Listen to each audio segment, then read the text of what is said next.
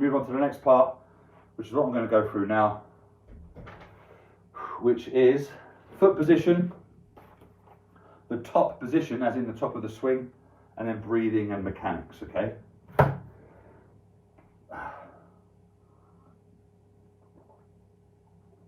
So, foot position.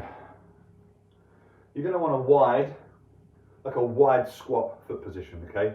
One of the quick ways to do this is just jump up and down 4 times.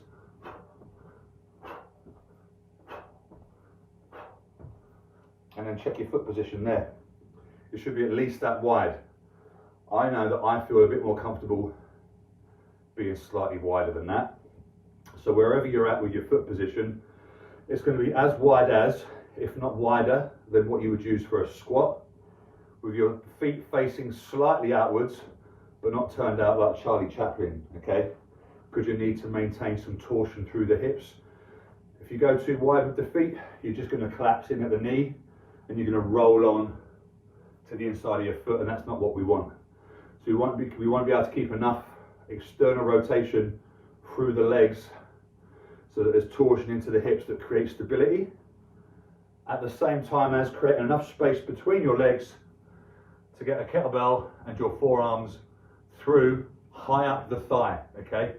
It's really important that when that kettlebell comes down and you go into that backswing, that those forearms are high up the thigh, nothing below the knee, okay? So it's going to be from there down. See how high up my thighs and my forearms are as I go into that backswing position. So in a nutshell, feet want to be wide enough to create the space for your arms to go through, but they want to be close enough with those feet just facing slightly out so that you maintain some torsion and some stability through the hips as you're moving backwards and forwards, okay? So, everything you practice now with a kettlebell in terms of the swing movement, the first thing you're going to do is you're going to position yourself slightly behind the kettlebell, and you're going to plant those feet in that position every time. That's drill number 1 for doing a set of swings, okay? So you're going to get there, you're going to plant, you're going to make sure those feet are really solid, kind of gripping the floor with your toes, driving your heels into the ground, pushing your knees outwards, so that as you bring back, what we don't want is any inward movement of that knee. We don't want anything riding onto the inside of the feet, okay? So feet want to be flat, planted nice and solidly on the floor, knees pushing outwards. Imagine you're trying to tear the floor a new hole by pushing everything outwards through the planted base of your foot. So that is your foot position. When you get to the top of the swing, you want to make sure that as you drive those hips forward, remember this is a backwards and forwards movement of the hips that creates the kettlebell swing. So as those hips drive forward, you want to squeeze your glutes, squeeze your abs, and squeeze your lats, all right? And that's the top, that's the tension you want on the top of the kettlebell swing. So if I go forward to this position here, sorry, turn sideways. So you're in this, you're in this position here at the back of the kettlebell swing. Drive the hips forward, bam. The arm's going to float up and down, but you want to squeeze tight there, squeeze tight here, and squeeze tight under there, so that you're like a statue of solid muscle. As the arms swing up, swing down, and you relax enough to pull your hips back into that start position again, okay? There, tight, tight.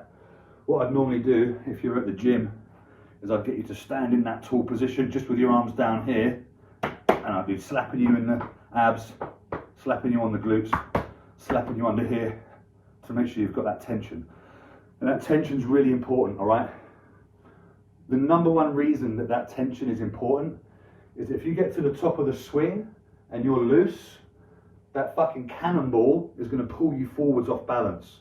So the reason we create the tension at the top is to make sure that whether that's a 16 or a 48 kg kettlebell that you're swinging, bam, when you're here, you're tight through the glutes and core, pushing those shoulders down and tighten the lats.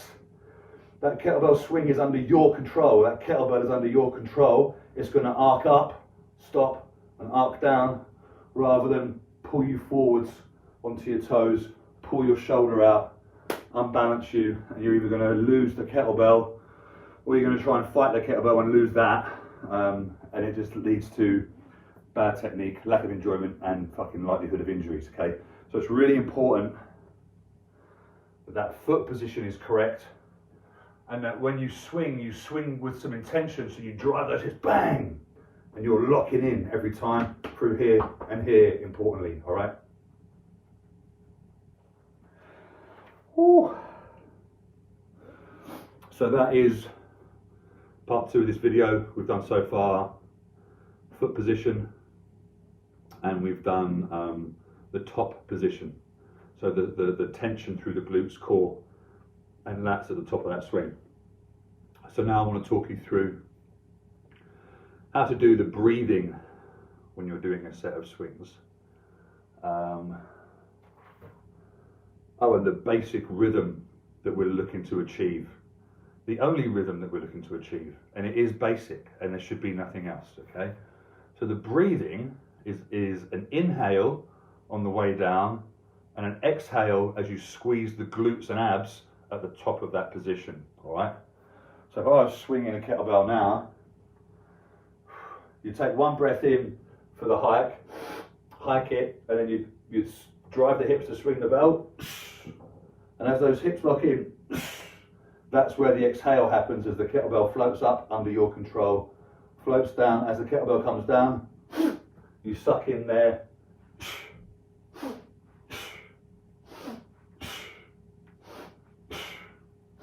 okay? So it's that aggressive in through the nose as you land in this position, so that the breath is in, you squeeze here, and you exhale as those hips lock in, okay? Let's see that in action. I'm just going to do some one-handed swings here for a bit of variety, all right? So first thing we're doing is we're getting ready, we're setting up, feet are set, hips are set, shoulders set, going to breathe in and hike.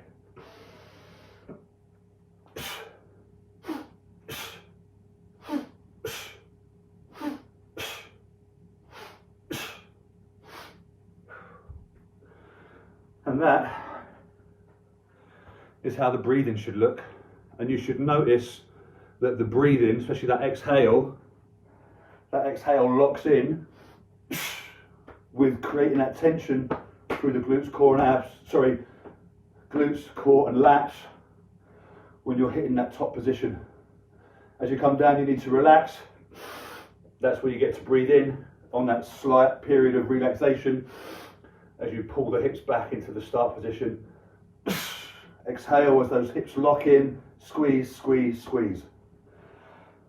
Okay, so that's a lot about the top position and the breathing. The rhythm of the swing should look like this, okay? I want you to imagine yourself as a Newton's cradle. So you're going to start the hike there, then it's going to go hips first, bam. The hips drive the kettlebell forward, your arms float up, arms float down, hips go back, okay? I like to think of it as hips, hips, arms, arms. So if we imagine we're at the top of a swing, comes down, it goes hips back, hips forward, arms up, arms down, hips, hips, arms, arms, hips, hips, arms, arms, hips, hips, arms, arms, okay? What people tend to do is they go hips, arms, all right? And that's the wrong way, and I'll tell you why. It's because what you're doing there, you think that your body thinks, your brain thinks, that by softening your position here, you're protecting yourself. But it is 100% wrong. In fact, it's the other way. If you start to hinge your hips with the kettlebell out here, as soon as you start to move those hips, then the bottom of your back becomes your fulcrum. So all of the load goes right to the bottom of your back. So if you've got your hand out here, look how long that lever is, and you're pushing down from there, and the fulcrum is your load back, and you've got all that pressure pushing down on that one point. Whereas, if you bring that load all the way down to here, as you come back from here now, the load is directly beneath the fulcrum. So that load goes straight down and it's perfectly safe. Yeah, so it's coming all the way down, hips go back, fulcrum's there, very safe, drive, bam, hips up. The kettlebell should pause for a moment there, come down, hips back, bam, arms, arms, hips, hips, arms, arms, hips, hips, okay? That's probably the second most important drill after the very, very first drill, using the hips on the wall.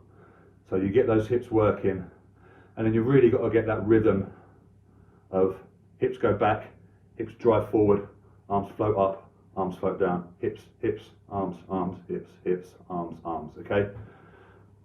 Super fucking important. And it's the one thing that gets people to generally have an aha moment if they're not quite getting the rhythm of the swing and it feels rushed and a bit back to front.